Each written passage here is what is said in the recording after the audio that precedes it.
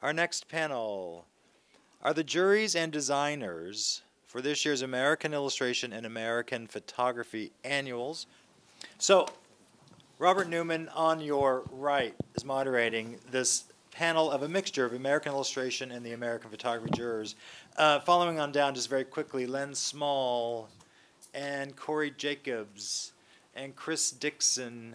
Wyatt Gallery is here. That's a person. And Marty Golon. And Bob, I'll let you take over. Oh, great. Thanks, you guys. We've got a mix-up here of art directors and photo editors and gallery curators and photographer. And we're going to talk a little bit about the books, the American Illustration and American Photography book, and kind of the science that went into putting them together. And then we're going to sort of pull the curtain back and talk a little bit about how we work and how we work with illustrators and how we work with photographers. We solicited a bunch of photographers and illustrators for questions to ask us. And they were pretty much, we got 3 questions. How can I get work? How can I get more work? And how can I get paid more money? So we'll address those issues, although I think it's safe to say we don't really have the answer to that. But let me start. I'm going to start actually with you, Wyatt. And I'm going to ask you, you were in a rare position. You were a photographer judging photographs in the American Photography book. Yeah. And I'm curious if now having done this, you have advice for people here about what they could do to get in next year's book. Yeah, it was definitely interesting to be kind of behind the scenes and see the process. I would advise people to submit a series versus an individual image. I think that the judges can get more of a full view of your work, and we spend more time on it because there's actually more images passing in front of us. So I think submitting a series is the #1 way to kind of stack the odds in your favor. And you know, really think about images that are unique to you and very bold and really like that they're your style. You know, if someone saw these, they could say, oh, this is a Wyatt Gallery, you know? I really think that that is key. And Marty, let me ask you the same question about illustration. What advice do you have for people here after you've gone through this judging and you've looked at all this great work? How can they break through and get into the American Illustration book next year? Well, I think I have to agree with Wyatt. Is this on? Yeah, just hold it close. Hold it close, okay. That the people who submitted a series of work that were, you could see the body of work, because when they're, there were 10,000 images, and we, literally had 3 seconds to view each one, and they're not in the context of where the work originally appeared. So it does need to be bold. Some people submitted really small images that came up on our screen really small, so then, of course you're not going to get judged as people you're straining to see, and it's going so quickly. So it does, the artwork does have to stand on its own. It can't, be reliant on what maybe it was originally assigned for, a headline that's going to sell it. The art has to stand for itself. Okay, Chris, let me ask you, after seeing all this work and seeing the thousands of illustrations, Chris judged the American Illustration book, what stood out for you in terms of trends, what seems like it's happening right now? Well, for me, the biggest part of the experience was the how much variety there was, and then with the mix of judges, people are judging and responding to what they like and what they feel in their gut at that moment, and it was really varied because everyone has their own taste and everyone has their own what they're bringing that day, and I found that the most there wasn't one trend for me anyway. I just saw all the stuff that I love and I was picking it and getting excited. Other people found other things completely different that I wouldn't be excited about, but that's where we got the whole mix, and I think. Certain things end up standing out. I find that the New Yorker covers, because they're going to hit on sort of a moment right now or a topical moment or a news moment. So those always sort of popped out and everyone responded to those. Other than that, I think it was sort of the whole mix that I've seen for years and years and years, where you get everything that's beautiful and sort of magical, and just things that are really hard-hitting and political and bold and graphic. So it was all great. Corey, let me ask you the same question about the photographs. If, as you judged, you felt like, oh, this is the year of black and white, or this is the year of Instagram photos. Were there any trends, or was there anything that really stood out as sort of being particularly magical this year? Well, I think one of the most interesting things about these books, and I have many of them on my bookshelf, is that it does give you a snapshot of the era, and that speaks to the news of the era, the aesthetic. Obviously, because there's so many different categories, you have a little bit of everything. Obviously, these books are often pretty skewed toward portraiture and journalism, I think. There is still life. There's probably less fashion. That would be the kind of smallest category, I think, that's represented. But photographically, I think, things do feel looser to me than they have. There is a lot of the portraiture is looser than if you looked at, I think, an American Photography 10 years ago. Kind of evidence in the Christopher Anderson pictures you see that are commissioned by New York Magazine. And then there are the trends that you see based on subject matter. So one thing that's interesting is you have Chris Christie, and you see him photographed by 3 different people. Obviously, it was an interesting year for him. And then you see from a couple different vantage points, the death of Nelson Mandela and how that was represented photographically. And then you have Gillian Laub shooting a 12-year-old transgender girl for People magazine, which again is something we wouldn't have seen 10 years ago. So, yeah. I want to come back to that point about things feeling dated. But first, we're going to have Len talk a little bit about creating and designing the actual American Illustration book. If you guys can just pass it down. Oh, sure. By the way, if you're not familiar with Len's magazine, Nautilus, I really recommend you check it out. It's this amazing science magazine with really one of the best illustration showcases that you probably haven't seen, and it's well worth seeing. And while we're on the subject, if you haven't seen Reader's Digest lately, I highly recommend you look at that, because that is one of the most spectacular venues right now also for illustration. It's well worth checking out. And to go back to Dan's point before, there are plenty of magazines out there that you don't know about that are well worth checking out, whether you're a photographer or an illustrator, to see if you can do work. I'm sorry. Yeah, spend times on your little independent bookshelf. Check out those magazines that have the 10K or less circulation, like Nautilus. But to talk about the book, it's funny you mentioned it. Nautilus is primarily an online publication, and as an online designer, my first instinct is to have something that at least has some sensation that you will not experience online. We've kind of turned the tables on our experience with taking in images and artwork, and so to have something that's just tactile, has some treats in it that feels physical, that you want to touch, I should say that this was a collaboration with a designer named Esther Wu, who was worked at Spotco for a long time, and so had worked with a lot of illustrators through theater, and I feel like she was the perfect person to kind of give the drama that we wanted for the book, and of course also not to repeat previous years, and to feel like you're touching on something that's happened this year. For me, also. The Illustrator was so important to the decision, and in fact, I don't think we even cracked, into the design at all until we knew who we were going to ask. Len, could you explain who the cover illustrator is? Absolutely, yeah. And how you sort of decided to assign this particular person? The illustrator is, and I always hope I pronounce this right, Daehyun Kim from Seoul, and he's here in New York. I don't know if he's here today, but we'll shine a spotlight at him at the party. I have to actually thank Yuko Shimizu, who I was talking to at the Society show, and she said, you have to look at this guy. And sometimes that's the best thing, right? To get a little worm in your ear from someone you trust. And I started looking at Daehyun's work online, and he goes by the name Munasi. And it was wonderful to see someone who was so specific about his aesthetic and ideas, and yet felt so universal and emotional. And so when we approached him, he was tickled. He was like, "How did you find me?" Kind of, and wonderful to work with, and always modest. And even though he actually did 2 pieces for us, because there's in the hidden interior. Voila. I don't know if you can see that. And we kept on flip-flopping about which one should be the cover, but that was exciting.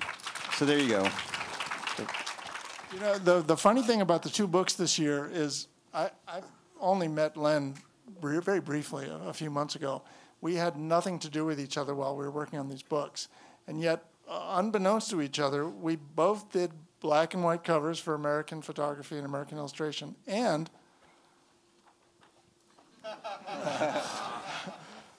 we did a flip cover as well. Oh. Like, what are the odds? Let's go on. And the black cloth and blind and boss. And lack of color inside.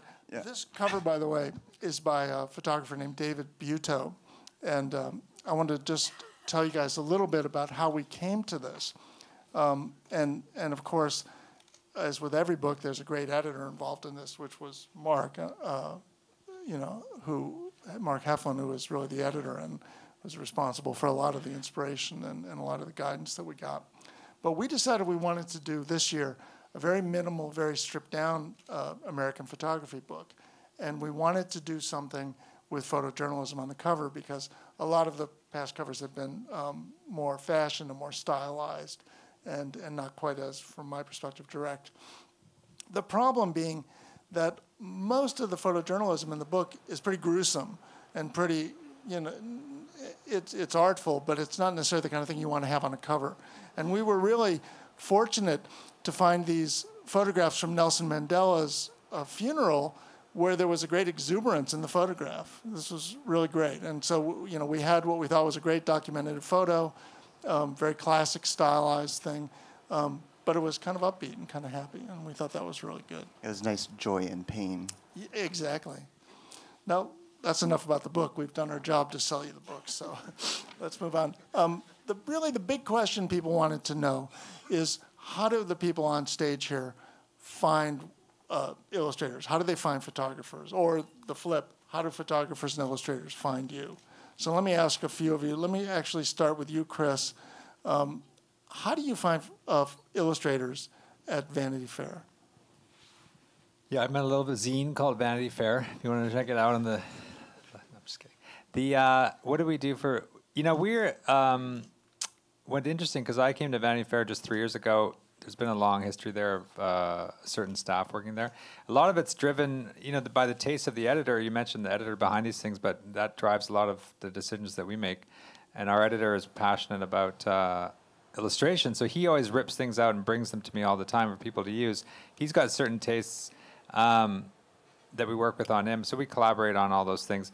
But we basically just pull things, all the staff get together, and we all pull things every week that we've seen in different magazines, newspapers from around the world. We try to source people in Europe and different places just to get a different flavor. And, on the flip side, we do that. On the other side, there's people that have been with the magazine for years and years and years that have a tradition and they're part of the brand, so we work with them, and we try to just keep evolving their styles. But we also meet with people that come in, and we have great relationships with people that work in, and they come see us, and we try to use them as much as we can. And Corey, how about you? You have you're in a little different position. Corey is a former magazine photo editor, but now you're a curator at Hermes. How do you find talent? Well, I still do have one foot editing magazines as well. So for me, I like to, I go to all the art fairs. I go to APAD in New York. I generally go to Perry Photo. I think photo festivals are a great place. Arles in particular. Their book award is amazing. Every book that's published, kind of photography book around the world over the course of the year is laid out on many, many tables, and you find so many people you've never heard of. And then there are places like Lightbox, Times Photography Blog, which I think is one of the best. And then there are the more traditional routes, which are people just write you. They reach out to you. They like what you're doing, and so. And Hey Bob, one second. I'm going to cue the images. We could use the two slideshows. We're going to, as they're speaking, we're going to show you pictures from the books. Marty, let me ask you, let me flip this a little bit. What should an illustrator do to get into Reader's Digest? Well, I'll start by saying I think these contests really matter because we do look at these books. I keep them on my shelf. The Society of Illustrators contests, even the book ones, the advertising. Even though I'm editorial, I'm looking at all of that. And if you win, if your work has been selected for one of those, then I'm going to your website. I'm going to check it out. Sometimes it can be frustrating because the one that's in the book, then you go to the website and nothing matches up. So, having an up-to-date website can help too, because sometimes you see the work and you want to see it right away, and I think some people are slow to get it up onto their sites. But I do definitely hire from award-winning, people sending in, I hired an illustrator in England this week who sent me what probably is like spam email, but it was a beautiful piece, and I loved it, and we ended up hiring her right away. So. And even traditional mail, we still, not that many people do that anymore, and I hang on to those. Or I get it, and then I go right to the site and bookmark the site under, a category that is something that I know I'll need in the future. All right, this is a question for Wyatt. Really, the number one question I get from illustrators and photographers is, should I send a postcard?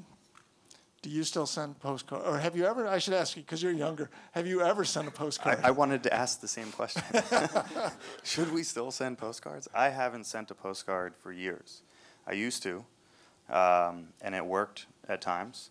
But I wonder, too, some places don't accept mail. Some places welcome it. I really don't know anymore. But for me, I get my jobs or exhibitions mostly through relationship building and connecting with people and following up and just staying present in their mind. So like an email newsletter or an email just reaching out saying, hey, I'm in the city, can I show you some new work? I really think it's all about staying in touch with people and building a long-term relationship versus just, hey, give me a job. Mm-hmm. Let me ask you guys in the audience, how many of you still send out cards? It's a lot. How many of you have gotten work from sending out cards? It's not bad. All right, this next question is for Len. How did you learn to be an art director? And what gives you the right to tell these guys, what to do? Well, that's a good question, Bob. The first opportunity I had to be an editorial art director, I was working at a nonprofit online magazine. And most of our stuff was sourced by, the cheapest available way we could get an image, mostly photography. And on occasion, I could reach into my budget, and I would get just enough money, and I would go on the doorstep of an illustrator that I liked and beg and plead, which is funny to hear, right? But when you're starting out, and sometimes you're actually on the other end of the fence where you're like, I really just want an illustration, and I think my experience there was actually liberating because I would be like, listen, I just want to work with you. This is the budget we have. Do whatever you want.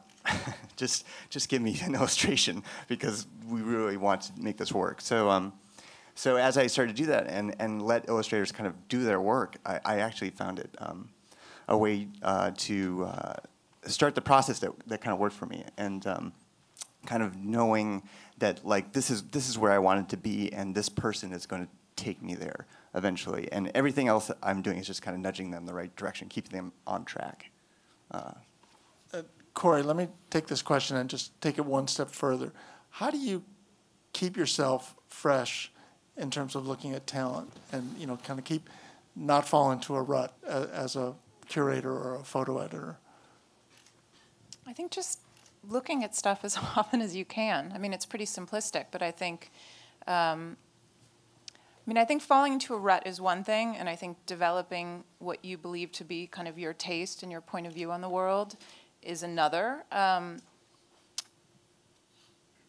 They could cross over a little bit, but I think it's, you know, it's a little bit what Wyatt was saying. It's about keeping relationships going and meeting new people all the time, and I think particularly in the age of our digital world, it's a lot easier not to meet with people because you can go on the website, you can get a very quick overview of the work, but ultimately kind of the relationship I'd have with somebody building a show or on an assignment or a commercial job, all of that is so much more enhanced by actually just meeting with people, which I think is rare and rare.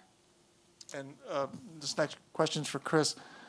What do you look for when you're trying to find an illustration or a photograph that'll just be perfect for you?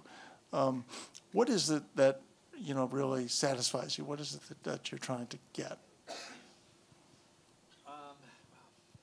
But one quick thing on the postcards, by the way, I was thinking about postcards, getting all that stuff, and then I was recently, because I got some nice ones, and I was thinking about where I see most people's work more recently, which, but I find a lot of time if I'm on my phone or if on Facebook or a program like that or Instagram, and someone will post something, I find I've been stumbling across a lot of people that way. You'll go to a gallery or someone will write a blog post. I think Brian Ray wrote something recently about a show he did in California, sort of end up on a link and another link, and then you find someone's work that way. So there's sort of these whole other avenues when you're just clicking through on your phone or on your computer. Anyway, just to answer that question again. I think, I don't know, it's hard to answer that question. It's also assignment-based or on that particular assignment for us. And so if we have an illustration, it becomes very narrow in some ways. We don't do a ton of illustration at Vanity Fair, so there's smaller stuff, but what happens is something will come in. I guess this is indicative in the industry, but it ends up being really last minute. You have a portrait, someone was supposed to be photographed, they weren't, and it's in the feature well, and they say, we need a full-page illustration of a political figure or Tony Blair or something like that. And it ends up being last minute a lot of the time. And so a lot of it just becomes luck, what's nearby, who have you seen recently? You don't want to use the same people over and over again. And so it just becomes focused on that assignment. So it's actually what I try to do is keep any references or inspiration that I've had recently just always on hand or up on a board in my office nearby so I can just quickly look at it. Because a lot of times you think you're going to have a lot more time. And when I worked in weeklies, it was even worse, as you know. But you have hours to figure out who to assign to. And so it's just nice to have everything around you. So we sort of surround ourselves with work, and then when we assign to it. And then when once it's coming in to assign, you just work through the sketches and eventually, I mean, there's a lot of people to sort of please with it, so you have to go through and present it and get everyone's feedback, and then suddenly it all just clicks for us. So, now, Wyatt, as a photographer, what is it that you wish art directors and photo editors would do better? Yeah. Not anyone. Get us more money. On stage, of course. Pay us more. Pay you more. Give us more work. But in terms of the work process, what would get better? What would get better work out of you, or what would make your life easier? I think the best jobs that I've had, and I kind of made a conscious decision a couple years ago to focus more on my own artwork than commercial work. So most of the commercial jobs I get now, it's because there's a crossover of my personal work is right for their assignment, or so it's really a great mesh. And to me, that's always the best. That's the ideal situation. And I think that really creates the best outcome. But I think it's also about trust. I have to trust them, and they have to trust me that we're both going to do what we do best. So, Marty, the flip of this is, you've worked at Reader's Digest, you've worked at plenty of magazines. When you were coming up, or even now, what have you learned from working with illustrators? Was there anything that was there any moment where you maybe did an assignment and you were like, oh, well, that's how, thanks for telling me that. Do you know what I mean? Well, that's kind of a tough one, but I think I have learned to, try to lead the illustrator with, like, if I've seen a piece and, we always have to sell it to our editors, we have to, show samples, and, sometimes people's style, does go down different paths. So, being able to say, I want to go in that direction, something in that palette, just so that, because we do have people to please on the other end, and we don't want it to be a bust in the end, which does happen. Now, here's a tough question, and anyone can answer it, or you can all avoid it. This was a very well-known illustrator sent this into us. Why have illustration rates not gone up in like the last 20 years at magazines? I was working at Entertainment Weekly. I was the design director in like 1994, and we were paying more then than people are paying now. I mean, what is that all about? And can you guys do anything about that?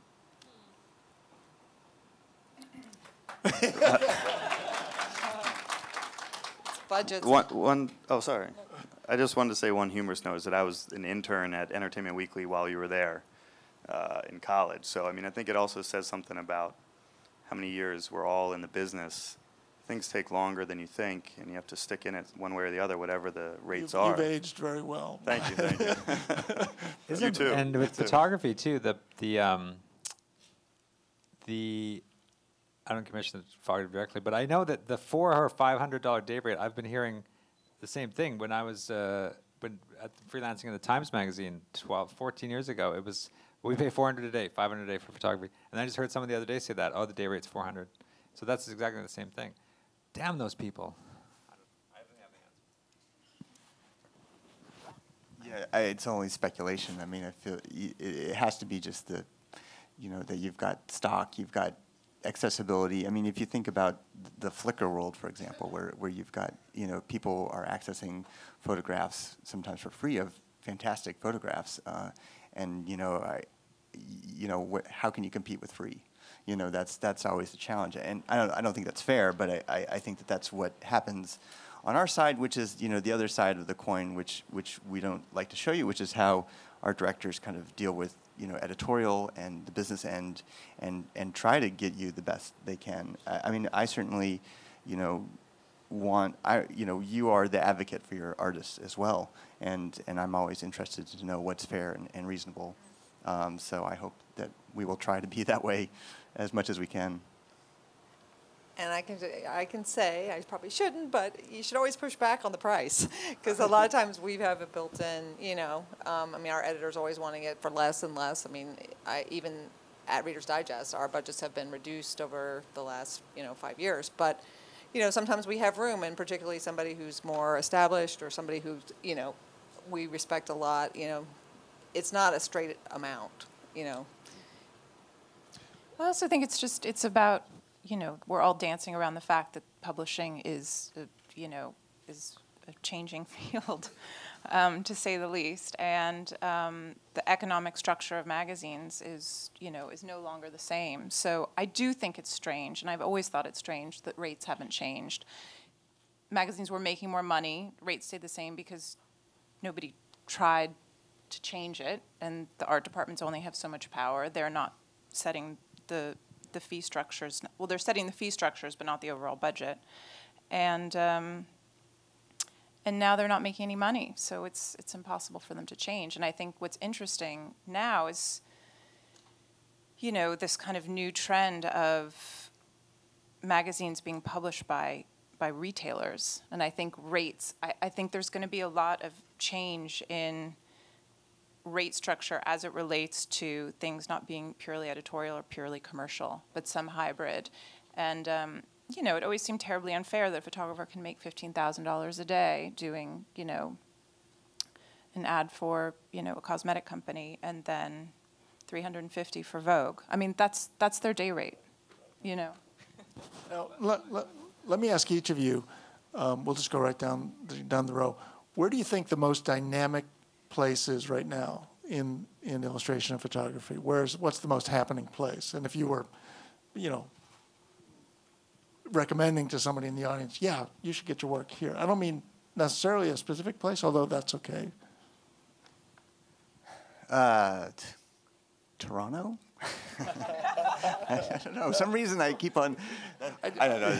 It could be a city. I meant more like what venue. But I jest.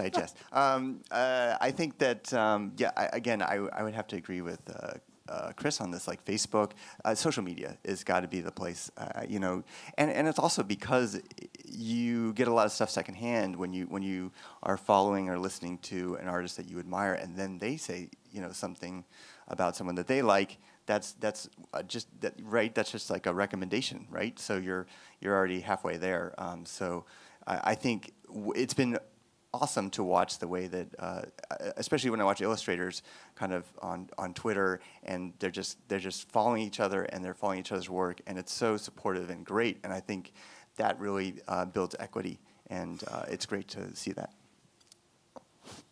Yeah, there's this thing called Instagram. You may have heard of it. I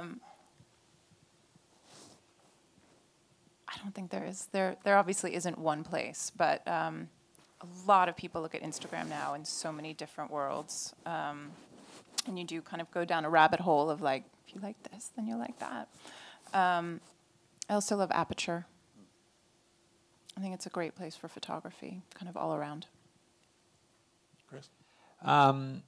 Yeah, I mean, it's sort of related to that, but I keep thinking about your question about where you find things too, and I think I find that if there's when I stumble across things, it seems it's exciting to grab things out of a magazine context and bring them in. So it seems like a lot of commissions come from people doing, whether it's personal projects or art projects, and then they sort of promote them or write about them, and you see them, because I know you'll see people do a wall mural and then you'll use them for something else, and I think but I do find that it always ends up being on my phone where I see all this stuff recently. So maybe it's my phone. That's my answer, my phone. That's good. That's good. And West 38th Street is good as right now. It's hot. Wyatt? Yeah, I was going to say Instagram and my phone as well. I hate being on my computer now, and I travel practically constantly. I love shooting with my phone and uploading it to Instagram and bypassing the whole computer part of it. Apps to process the image right on the phone. I think it's great. And in the past, recently, we've seen cover of Time magazine was an iPhone photo for Hurricane Sandy. So I think that there is beginning to be this crossover of an amateur tool into a professional tool, and then Instagram being like a gallery platform to look at images, and for me to publish my own images. So I'd say Draugr too. I mean, and a lot of that I do end up going from Instagram or from Facebook. Somebody will post something, and it's, as an art director, I love going there and seeing the process and seeing the rejected sketches, and because it's something that we go through all the time. Sometimes the best one is the one that doesn't get picked, but I think blogging about your stuff, just get it out there so that, because not all of us can see Plan Sponsor or whatever it is that does great work, by the way, great illustration work. I don't actually see that publication. So, but I've seen, the process of how a lot of work has gotten in there. I want to go down the row one more time and have you guys talk about what skill set right now do you think would be really great if you were an illustrator or a photographer? Besides obviously being a great photographer and a great illustrator, what else do they need to develop? Adaptability, certainly. It's there's so much cross-platform work these days. If you are an illustrator, I'll just say illustrator, that you can take your work into animation and then still deliver a wonderful high-res file for the print edition. That's really where I see the skills. Being able to be modular with your work, so it could, because there's so many formats now, and that's what I see as a great skill. It's hard to choose. Charm. It helps. And originality. We've had people recently do great illustrations for us, and then they've documented Andre, and I can never pronounce his last name. George knows how to pronounce his name. Andre Carrillo, yeah. he did a beautiful spread illustration for us, and then he just sent in unprovoked a 30-second film of him, the sort of time lapse, but more than a time lapse, image of his face and nice beautiful pan. He had music on it, and it was sort of from sketch phase all the way to final phase that he did of the thing. So we put that on the website, and then we ended up using it.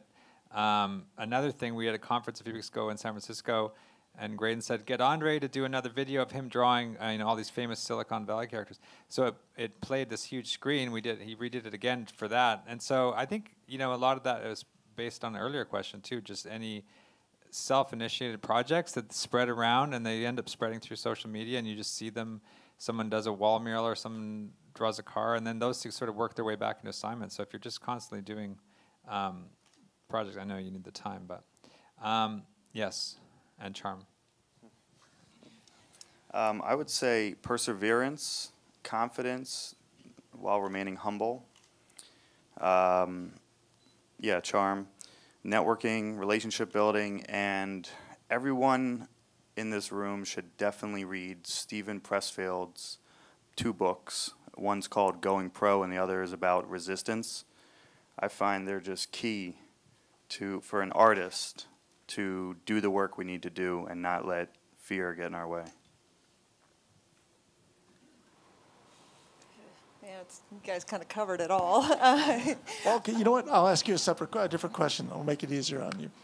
5 years from now, what do you think will be different about, if we were sitting up here 5 years from now, what will we be saying?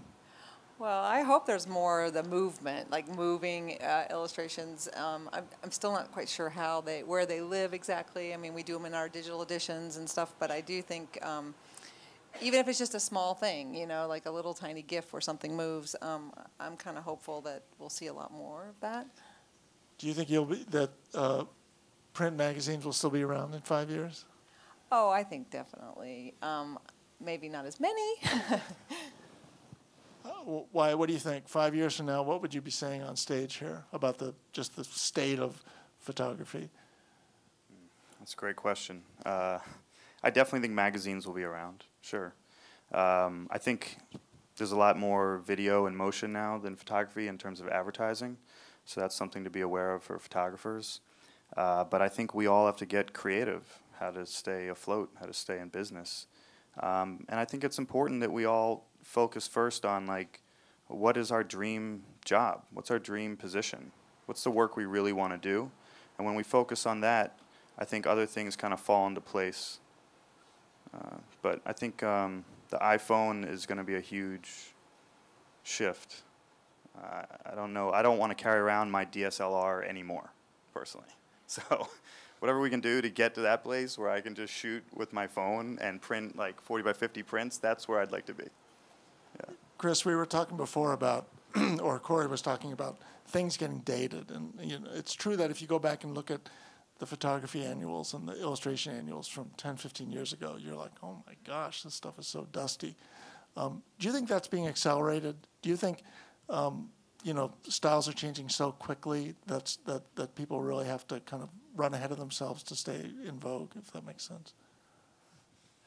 I'm not sure. I don't know that I really look at it that way. I tend to see, good illustrators they evolve their style, and they will, if they're smart and they do a good job for the assignment, it sort of rises above that. I think, you can look back on it 10 years from now and you see broadly there'll be certain styles.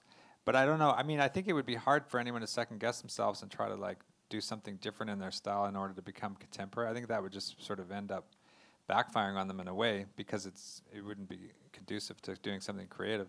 So, you just have to obviously do what's from your gut and what your style is, and, hope that it's in vogue at the moment. Corey, let me ask, since you brought it up originally, let me ask you about photography. What's today's cross-processing? Let me put it that way. For those who are, which is probably a lot of you too young to remember this, I don't know when cross-processing was, the late 80s, mid-90s. Every magazine was running these cross-processed photographs. People made whole careers on it. And now, if you did that, that would be the last assignment you'd get. It might be cool, right? Right. Well, It's kind of like acid wash jeans. right. They never made it back. Richard It didn't- Turley. It didn't. But Bloomberg Business Week, Richard Turley would have done cross-processing, I mean, to go back, I don't think, looking back at an old edition, I don't think they look dusty, Mark. But I do think it's fun to look at them and figure out what becomes timeless and what looks dated and what's the different. I actually was my husband and I were going through our whole bookshelf and we were pulling things down. It was like something that was made 15 years ago can just look just as good today, and some things feel dated. And I think it has to do with when you attach yourself too strongly to a trend. So cross-processing being one. I mean, today's cross-processing, I think, to some degree, my first instinct is to say, iPhone pictures, Instagram, like that's going to be something that looks, the kind of square format is going to be something that in 5 years, like it will change. And that kind of square format thing, I think, will, and the filters, because that is kind of a version of cross-processing, all the filters that people slap on. Vignetting. Yes. That said, I love the iPhone, and the new iPhones have, the new fanciest camera ever. I think they'll obviously, and there already has been to some degree, the response to that is to create photography that is not as sharp and does feel more like film. And that speaks to a little bit of the trend that you see in the book to some degree with photographers like Pari and Chris Anderson. And they can shoot digitally too, they shoot both, but a reaction to the crystal clear. Like if you watch the Apple keynote that just happened, and they're talking about the cameras in the 6 and the 6 Plus, which everybody's obsessed with, they are so crystal clear, and the new 5K Retina screens. I mean, everything is so sharp that I think people are going to start reacting to that visually. It seems like when you talk about photography, so much is about the technology these days. So, Len, this is a question for you. Illustration, is that also the case? Do you feel like it's dominated right now by changing technology? I see trends. I mean, yes, on the topic of trends, I certainly see how it's clear how digital imaging has gone into process for so many artists. And it will be, I think time will tell how it holds up. I think for, one of the concerns that's been expressed here, which is like short timelines and being able to deliver work quickly, it's such a wonderful tool. I imagine for illustrators to be able to say, well, I'll get it into my scanner, I'll do my work, and then I can get it to the art director in time. So for that, I'm happy. How it lasts is a different. I don't know if I'm answering your question, but yeah. Okay. We have about 5 minutes. Okay, we got 2 quick last questions, and we can just go down the row. Do you have a photo or an illustration hero, and why? 25 words or less. Starting here? Starting you, yeah. I hope he's not here. I've really enjoyed working and getting to know Steve Brodner, who is just a fantastic illustrator and all-around guy. Talk about charm, man, I feel like when Occupy Wall Street was happening, he called me like on his bicycle, like, I'm going to do some sketching, and would you be interested in this? And I'm like, oh God, this guy's great. And I just and being a comrade, being a peer, even with someone who I feel like I thought I could never know, but yet is so down to earth and just delivers unbelievable work. So that would. I was going to choose somebody dead, but I think it's more interesting to choose somebody that's living. So Victoria Samboneris, I'd say. I think people who are obsessed. Those are the people that I'm really drawn to, that can't do anything other than what they're doing. So she's somebody to look for that fits that description. Chris? Well, I guess on the theme of longevity and technology, and it's probably an easy answer, but Christoph Newman, I find, because I keep seeing on my phone now, every time I go on my phone, he's got some little thing, there's a squirrel, banging a walnut, and it's animated on my phone. And then I remember 15 years ago being at the Times Magazine, and he was doing all these great full-page things there for Janet Froelich, and they were amazing and simple and clever, and, that's, he just has maintained simple, smart work, so that's my answer. I'd say my good friend Ben Lowy, photographer. I feel like he's constantly trying something. He's so innovative and reinventing himself. He uses an iPhone constantly, but is great with a real camera too, and has shot wars and travels. And then, you know, he has 2 kids and a family and juggling that. And I find that he also has just an amazing positive mindset and outlook throughout this journey. So I really admire him for that.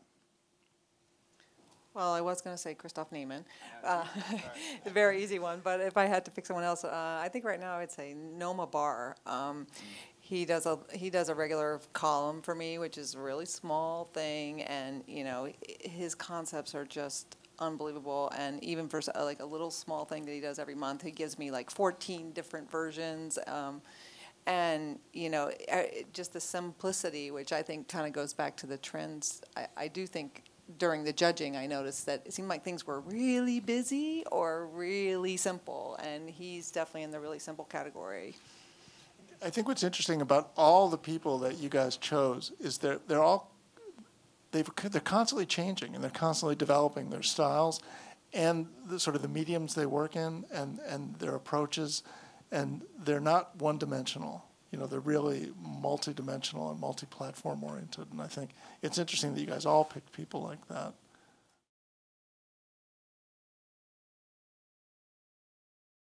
Well, I'm friends or follow a lot of artists, and then I see who posts on them, and then you know you do tend to it snowballs. That's it cascades.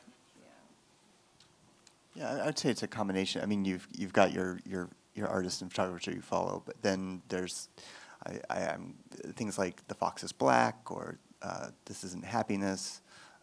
Illustration Age is great. You know, Aperture actually is wonderful. Those are places, and they're giving you new names and new faces that new images you haven't seen.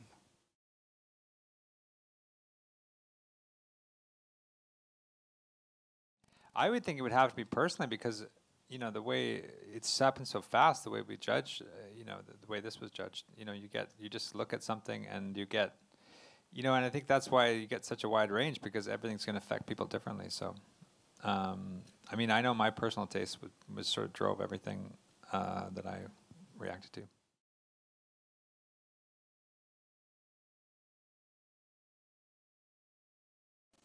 First of all, I disagree that you can't charm people on email, but I think in our era, I always think it's really strange when people don't, if emails are a major form of communication and you're not writing people letters, that they should kind of feel more like a letter. So I think that you can be charming, and you can certainly be charmless in an email when, not necessarily an artist writing to me, but just in any kind of business sense. And just also to clarify, since I started the charm train here, Bob said, other than the fact that they're obviously excellent artists. So that's, they have to create great work to begin with. That was kind of number two. But I do think you can get it across in a letter and, in an email, which you think of as a letter, by making it personal, saying why you think your work connects to the person you're sending it to, and what they do, and to reference other work that they've done so that you, as the recipient, have an understanding that the person is sending it to you has a good reason for it, and sees a connection. I think that often will grab people because it's not very common to do that. So. Yeah, I'd love to agree with that. I mean, I think we really have to be aware of what these people are doing instead of just saying, look at my work, I have to know what they're working on, what they're interested in, and reference that, and not ask them for too much. I'm good friends with some gallerists, and they always tell me if someone emails them saying, can you give me your feedback on this work? No. I don't have time to give you my feedback, is what they're going to say.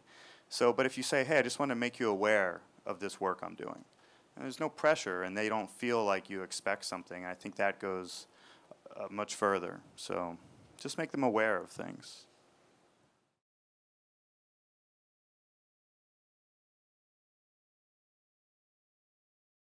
I think it's there. I think it's now. Yeah, absolutely.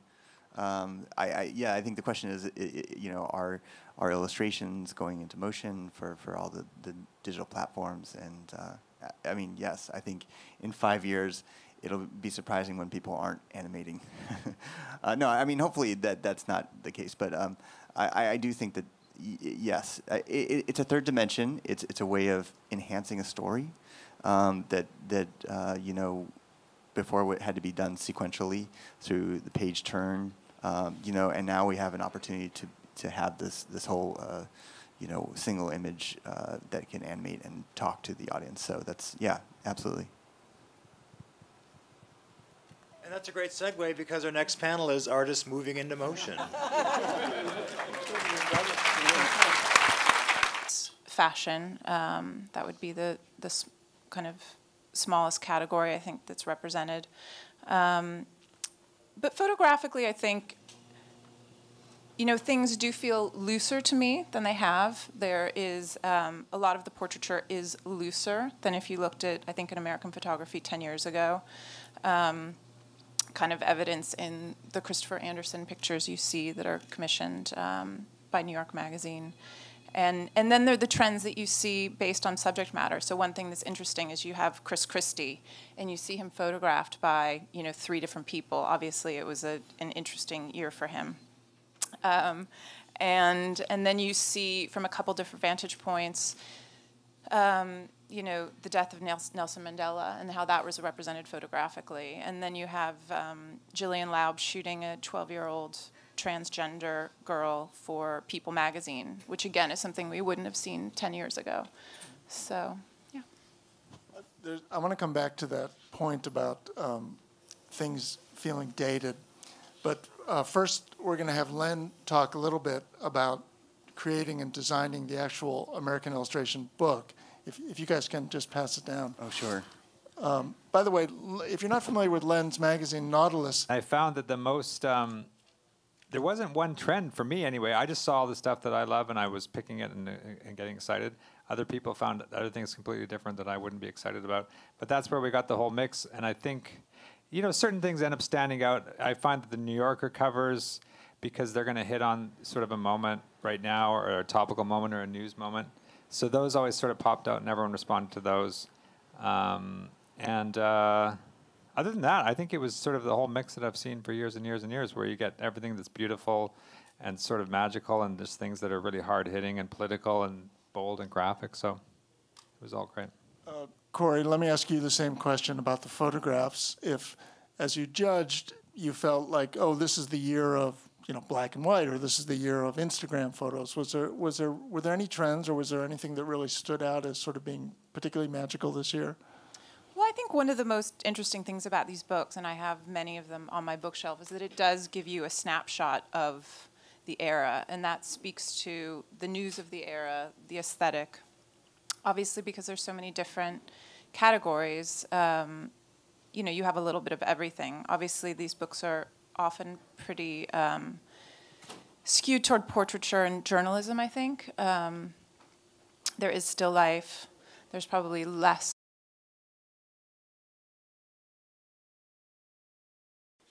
Our next panel are the juries and designers for this year's American Illustration and American Photography Annuals. So, Robert Newman, on your right, is moderating this panel of a mixture of American Illustration and the American Photography jurors. Following on down, just very quickly, Len Small and Corey Jacobs and Chris Dixon. Wyatt Gallery is here. That's a person. And Marty Golon. And Bob, I'll let you take over. Oh, great. Thanks, you guys. We've got a mix-up here of art directors and photo editors and gallery curators and photographer. And we're going to talk a little bit about the books, the American Illustration and American Photography book, and kind of the science that went into putting them together. And then we're going to sort of pull the curtain back and talk a little bit about how we work and how we work with illustrators and how we work with photographers. We solicited a bunch of photographers and illustrators for questions to ask us. And they were pretty much, we got 3 questions. How can I get work? How can I get more work? And how can I get paid more money? So we'll address those issues, although I think it's safe to say we don't really have the answer to that. But let me start. I'm going to start actually with you, Wyatt. And I'm going to ask you, you were in a rare position. You were a photographer judging photographs in the American Photography book. Yeah. And I'm curious if now having done this, you have advice for people here about what they could do to get in next year's book. Yeah, it was definitely interesting to be kind of behind the scenes and see the process. I would advise people to submit a series versus an individual image. I think that the judges can get more of a full view of your work, and we spend more time on it because there's actually more images passing in front of us. So I think submitting a series is the #1 way to kind of stack the odds in your favor. And really think about images that are unique to you and very bold and really like that they're your style. If someone saw these, they could say, oh, this is a Wyatt gallery. I really think that is key. And Marty, let me ask you the same question about illustration. What advice do you have for people here after you've gone through this judging and you've looked at all this great work? How can they break through and get into the American Illustration book next year? Well, I think I have to agree with Wyatt. Is this on? Yeah, just hold it close. Hold it close, okay. That the people who submitted a series of work that were, you could see the body of work, because when there were 10,000 images, and we, literally had 3 seconds to view each one, and they're not in the context of where the work originally appeared. So it does need to be bold. Some people submitted really small images that came up on our screen really small, so then, of course, you're not going to get judged as people you're straining to see, and it's going so quickly. So it does, the artwork does have to stand on its own. It can't, be reliant on what maybe it was originally assigned for, a headline that's going to sell it. The art has to stand for itself. Okay, Chris, let me ask you, after seeing all this work and seeing the thousands of illustrations, Chris judged the American Illustration book, what stood out for you in terms of trends, what seems like it's happening right now? Well, for me, the biggest part of the experience was the how much variety there was, and then with the mix of judges, people are judging and responding to what they like and what they feel in their gut at that moment, and it was really varied because everyone has their own taste and everyone has their own what they're bringing that day,